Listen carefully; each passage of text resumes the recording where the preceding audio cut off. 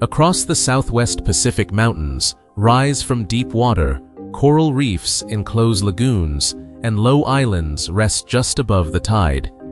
The inhabited places scatter along a chain more than 1,400 kilometers long, where a short line on a map can become a full day's journey. Here, the ocean is not the edge. It is the space between relatives, the route to market, and the road for fuel medicine, food, and news. Wind can change a plan. A late ship can change a week. Yet the same water also keeps these islands connected. Together, these scattered shores form Solomon Islands. At a coastal landing, hands steady a small boat while baskets pass above the wash.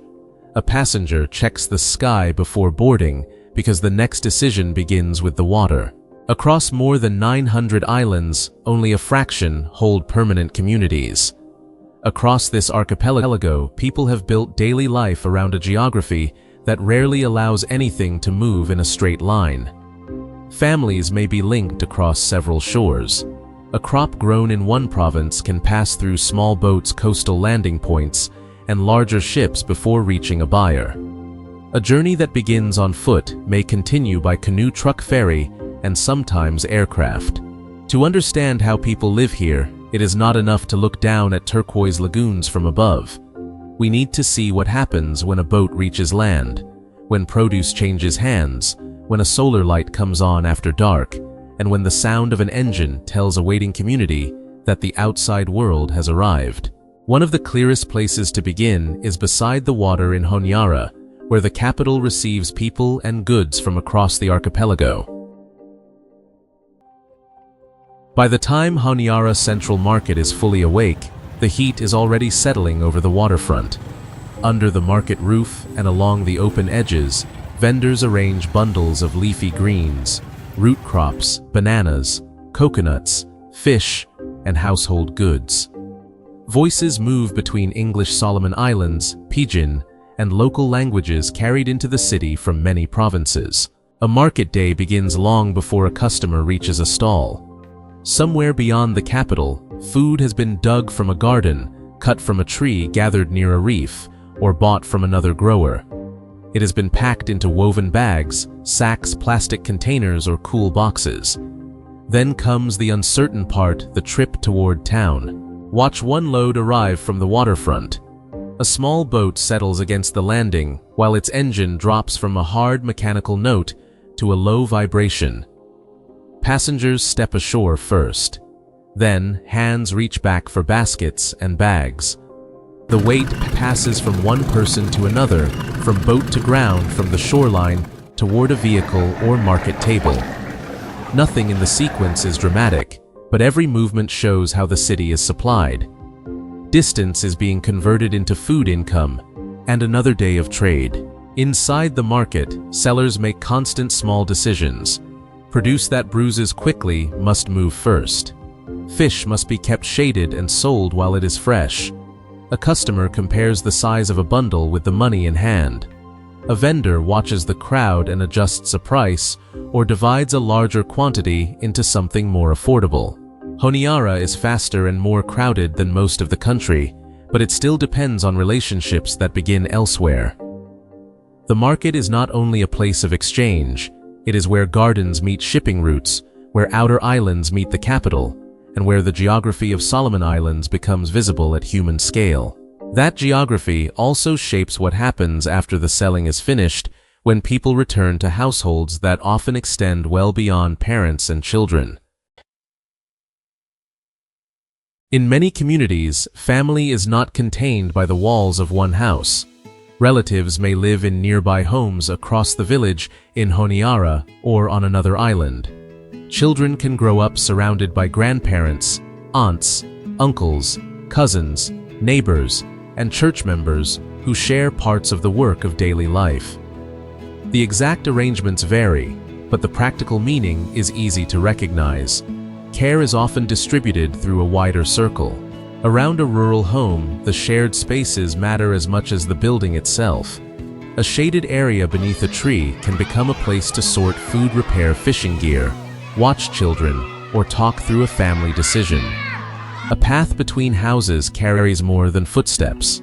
It carries borrowed tools, plates of food information about a boat, and requests for help. This closeness does not remove disagreement or pressure. It does, however, create a network people can call upon when money is short, transport is delayed, or a task is too large for one household. The support may be as ordinary as watching a child while someone goes to market, helping lift a canoe above the tide, or sharing part of a catch before the heat can spoil it. Land gives these relationships another layer. Much of the country is held through customary systems connecting rights and responsibilities to kinship, inheritance, and community history. Land is therefore more than a surface on which a house or garden stands. It can hold identity, obligation, memory, and future possibility at the same time. In Honiara, where space is tighter and households are often larger, those older networks can stretch into a modern city.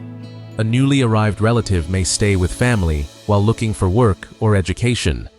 Money and goods may travel back toward a home island. The city and village are not separate worlds. They remain linked by people moving between them. And with those people, travel languages, skills, songs, beliefs, and ways of understanding the sea. Solomon Islands contains remarkable cultural diversity. English is the official language, and Pidgin allows people from different language communities to speak with one another. But across the country, dozens of local languages continue to carry knowledge that belongs to particular islands, coastlines, and family histories. Culture is most clearly understood when it is being used. On Malaita, the clean layered sound of panpipes can turn a gathering into a shared rhythm. In Langalanga, lagoon shell money is not merely an object displayed from the past. Its making requires knowledge of material color shaping, drilling, and arrangement, and it can still have meaning in gifts, exchanges, reconciliation, and important social occasions. The process begins with something small enough to disappear in a hand. Shell pieces are collected and prepared, shaped into discs, pierced and threaded. Repetition slowly transforms fragile material into something durable. The finished strands hold value because of the labor inside them and because communities recognize what they represent. The object matters, but so does the knowledge needed to make it correctly. Elsewhere, another set of skills may be carried in the curve of a canoe, the pattern of a woven mat, the handling of a garden, or the reading of a reef. These practices are not identical across the islands, and they should not be treated as one national costume. Their importance lies precisely in their local character. Christian worship is also deeply woven into social life. Churches of several denominations serve not only as places of faith, but also as gathering points and familiar landmarks, while church organizations support schools, health services, and community networks. A hymn can move through an open building and out toward the shore. Children learn harmonies beside adults who have known the same melodies for years. Customary practices and Christian life may stand beside each other, sometimes blending in public ceremonies and sometimes remaining distinct. Tradition here is not the opposite of modern life. A musician can perform an inherited rhythm and later use a phone to share the recording. A family may discuss customary land while relatives join from the capital. A shell moneymaker may work with methods learned across generations while selling to a contemporary buyer. What survives does so because people continue to give it time, and time across these islands is closely tied to work. For many rural households, work begins with what the land and near-shore waters can provide. A garden may contain cassava, sweet potato, taro, yam, bananas, vegetables, fruit, and coconut trees, planted not as a decorative landscape, but as a living store of food. Most rural households are smallholders, producing first for the household, and sometimes selling a surplus, or adding cash crops such as cocoa and coconut. Cocoa shows how a local crop enters a much longer chain. Pods are cut from trees and opened to release beans surrounded by pale pulp. The beans are fermented and dried, steps that affect the quality a buyer will later see. Drying depends on attention and weather. Once prepared, the bags still need a route from farm to collection point, from coast to ship, and eventually toward a larger market. The farmer controls part of that journey, but not the sea, the shipping schedule, or the final price. Coconut has an equally wide role. It offers food, drink, oil, fiber, fuel, and a product that can be dried into copra for sale. A tree near a home may serve daily needs. A larger stand may contribute cash income. Dried shells can return to the fire. Very little has only one purpose. Fishing runs beside agriculture as both food and work. Preparation may begin with an inspection of line, net, fuel paddle, or outboard engine. A canoe is pushed through shallow water, its hull scraping briefly before it begins to float. Close to shore, fishers rely on knowledge of reef current, season, and weather. When the canoe returns, the catch is lifted into shade. Some fish may go directly to a household. Some may be shared. Some may be sold locally or packed with ice where that is available. The value of the catch depends not only on what was caught, but on how quickly it can reach someone who needs it. Without reliable cold storage, and transport time becomes an expense. Across the country, thousands of households are involved in fishing or gathering marine foods. In some places, customary marine tenure and community rules help determine who can use nearshore areas and how resources are managed. Periodic closures, gear limits, or local agreements can be practical ways of protecting what the next season will need. The wider economy extends beyond gardens and reefs. Honiara concentrates government workshops, construction, transport services, and private businesses.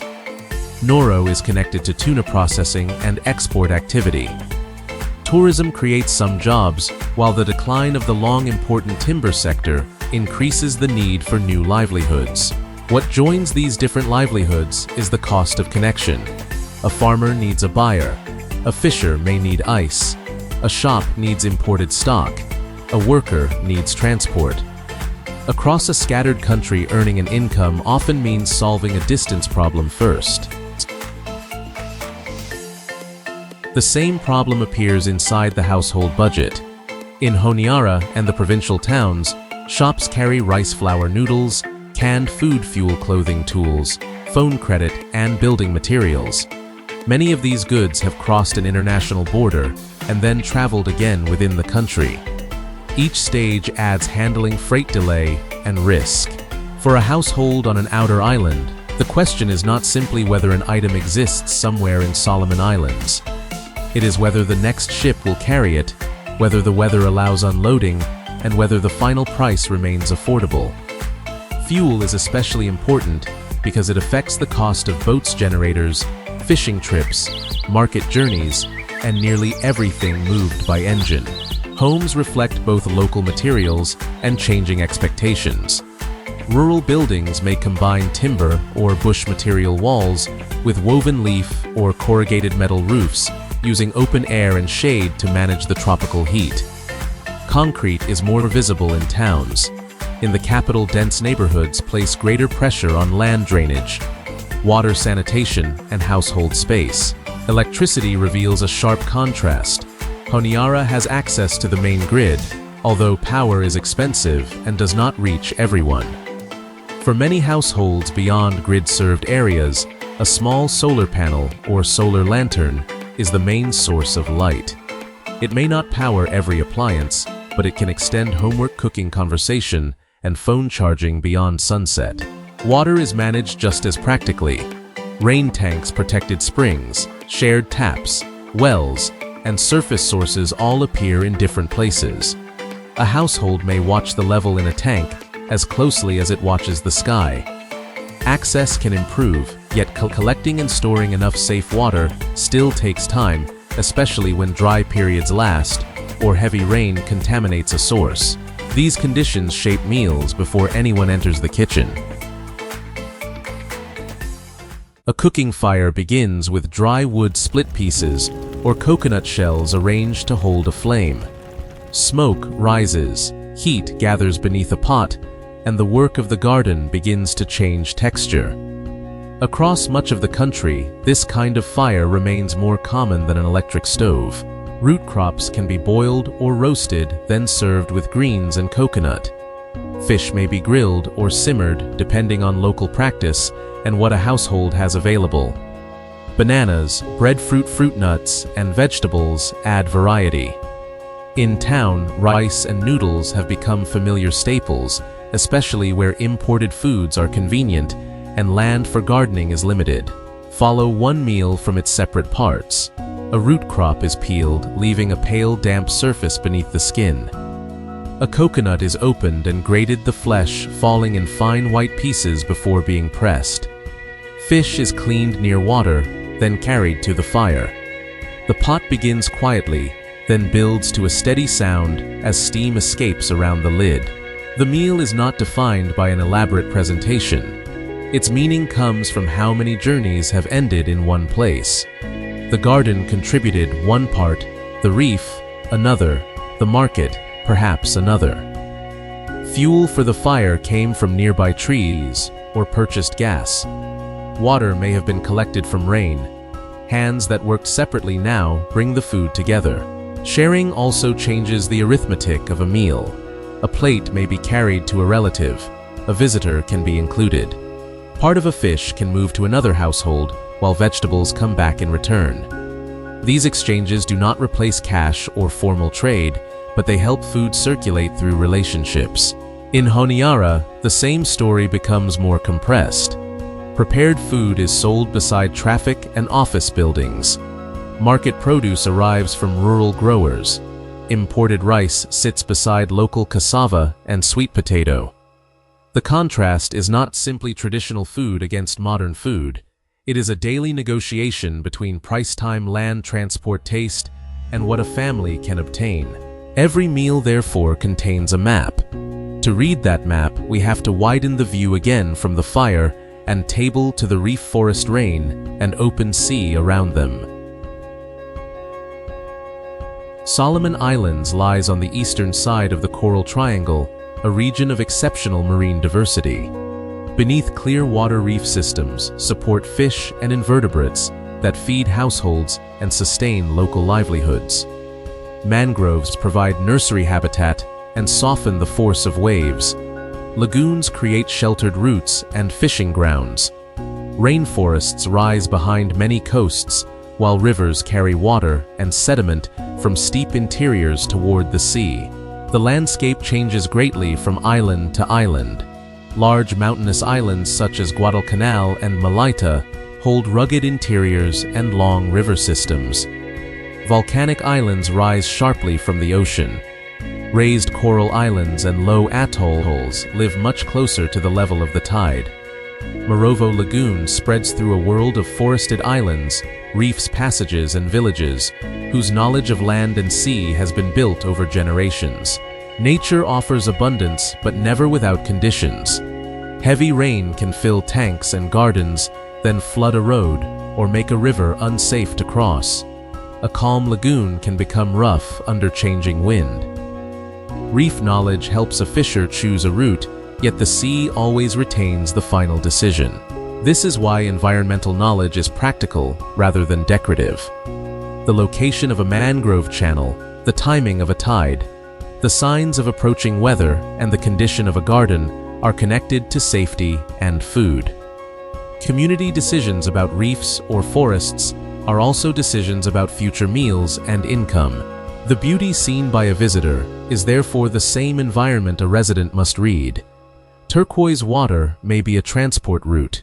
A beach may be a landing place. A forest path may lead to a garden.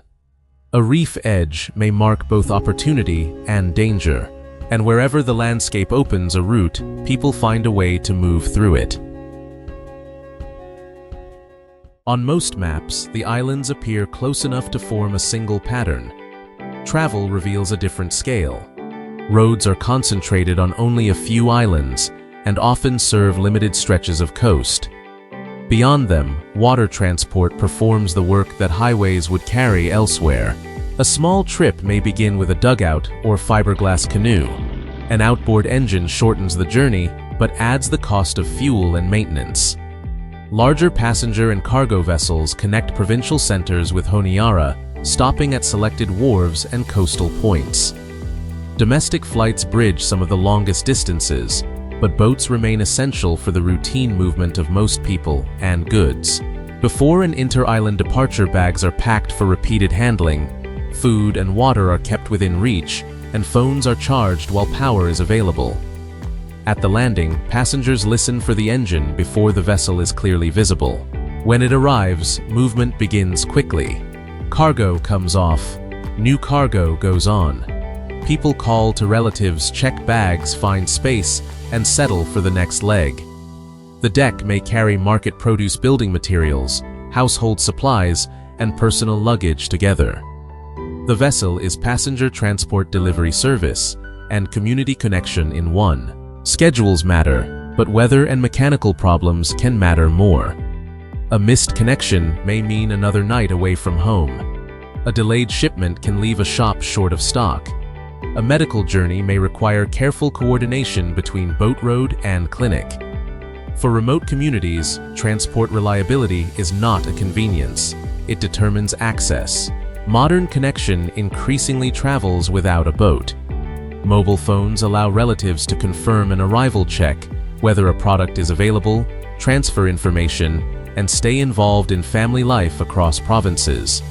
Internet access has grown, but it remains uneven and expensive to extend across such dispersed geography. A phone signal does not remove the sea. It changes the waiting. A family can hear that someone has arrived safely. A farmer may contact a buyer before carrying produce. A student may reach educational material that was once available only in town. Yet the physical item, the teacher, the medicine, or the traveler may still need a boat. That combination, digital speed and physical distance, is especially important to the youngest generation. Solomon Islands is a young country. In the 2019 census, the median age was only a little over 21. Children and young adults are visible everywhere, walking beside roads in school uniforms, gathering around sports fields, helping at market stalls, using phones, working in gardens, and traveling between home and school. Education can widen opportunity, but geography affects the route toward it. A primary school may be close to a village, while secondary education requires a longer journey or boarding away from home. Training, university study, and a wider range of jobs pull many young people toward Honiara and other urban centers. The move can bring independence and possibility. It can also mean crowded housing, higher expenses, unfamiliar pressures, and a long search for stable work. Stable formal jobs remain limited beside the ambitions of a young and growing population. For some, the city becomes a permanent home. For others, it is one stage in a life that remains connected to a province or village. Young Solomon Islanders are not choosing simply between tradition and modernity. They may be learning both at once. A student can speak Pidgin with friends, a local language, with relatives, and English in class. Someone may help with fishing or gardening during a visit home, then return to digital work, construction, retail, study, or a small business in town. Phones and social media bring music, fashion, news, and ideas from across the Pacific and beyond. They also carry local performances, church events, family announcements, and business offers in the other direction. Culture is not only being received from elsewhere, it is being recorded and redistributed by the people living it. The central question for many young people is practical. Where can a skill become a livelihood? Better transport, reliable power, education, internet, fisheries, farming, tourism, and small enterprise can all create openings. But no single path will fit every island. As the busiest part of the day begins to loosen, these ambitions return to the social spaces that give them context. Near a village shore, the change of pace may begin when the last canoe is pulled above the waterline. In town, it may arrive when market tables thin out and the strongest heat has passed. Children take over an open patch of ground. A ball moves between bare feet or worn shoes. Conversation becomes less hurried. In many communities, church life shapes the weekly rhythm as strongly as the clock shapes the working day. Choir practice, youth groups worship, and community events bring different generations into the same space. Singing can be heard before the building comes into view, several voices holding separate lines that settle into one sound. Elsewhere, the gathering point may be a veranda, a roadside stall, a kitchen fire, or the shade near the beach. Someone repairs a net while listening to a story. A phone is passed around to show a photograph. Food, left from the day, is divided. News of the next boat becomes part of the conversation. These moments are not outside the economy or the transport system. They are where information moves, help is arranged, and tomorrow's work takes shape. The social rhythm of Solomon Islands is another form of infrastructure, less visible than a wharf, but often just as important when formal services are far away. It is also what people draw upon when the conditions around them become more difficult. Distance is the first pressure.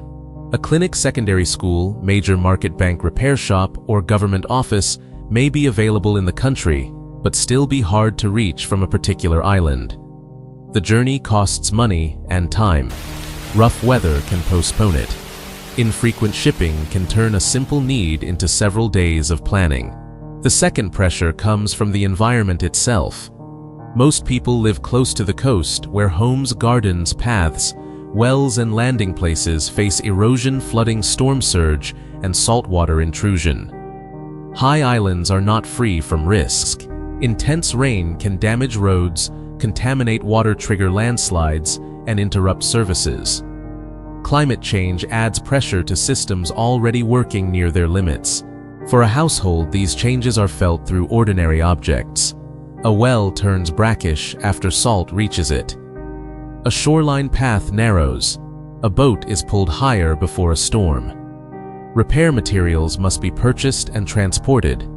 Adaptation is not an abstract plan when the decision concerns where to place the next home, or whether a familiar tree will still stand through another season.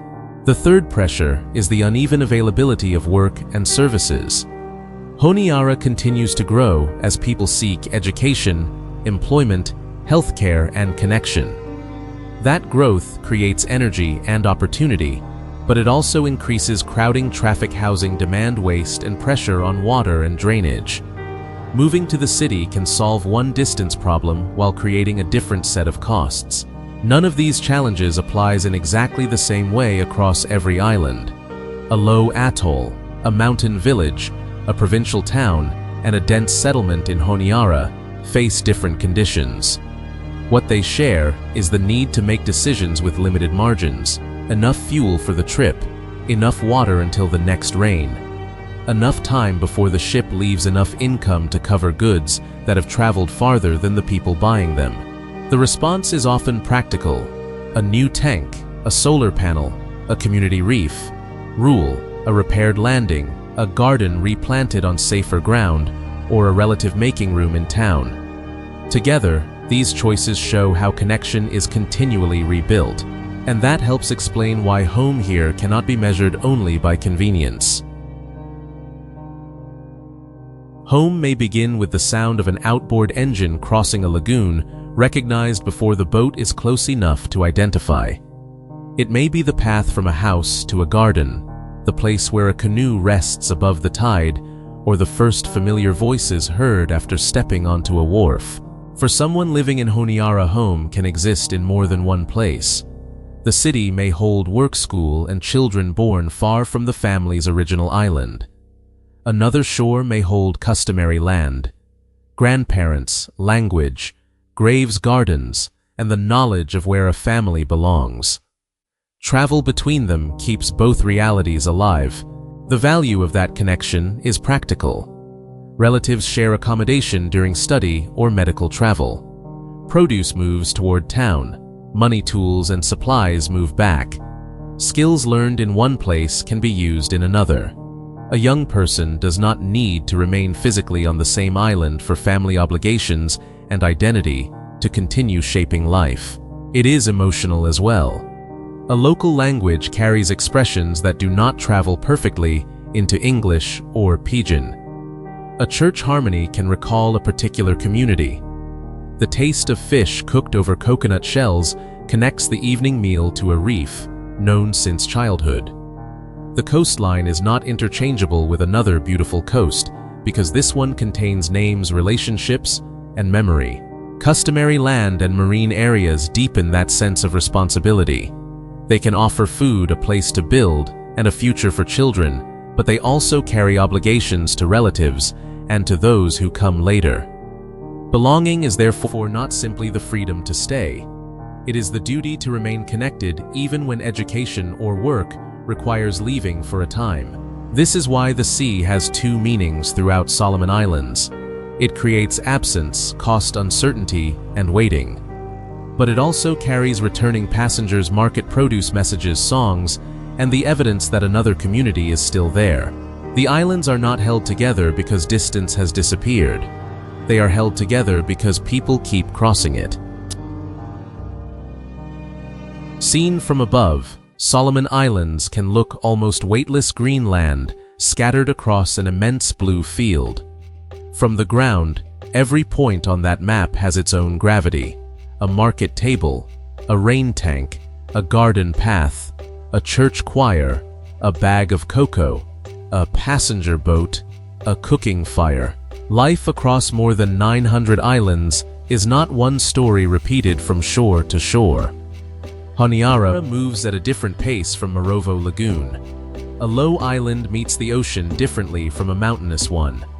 Languages, customs, opportunities, and pressures change with the journey. Yet, one pattern returns. People turn separation into routes. They use boats, phones, markets, family networks, faith, and inherited knowledge to keep daily life moving across water. Modern change enters through ports and screens, while older responsibilities remain rooted in land, reef, and kinship. The future will ask more of those connections. Communities will face changing coastlines, growing towns, new ambitions, and the continuing challenge of bringing opportunity across great distance. But the answer is already visible in the ordinary work of each day, carrying, planting, teaching, repairing, sharing, and returning. Here, the sea does not simply divide the islands. It carries home from one shore to the next. If you would like to continue exploring how people live beyond the tourist map, join us in the next 4K travel documentary.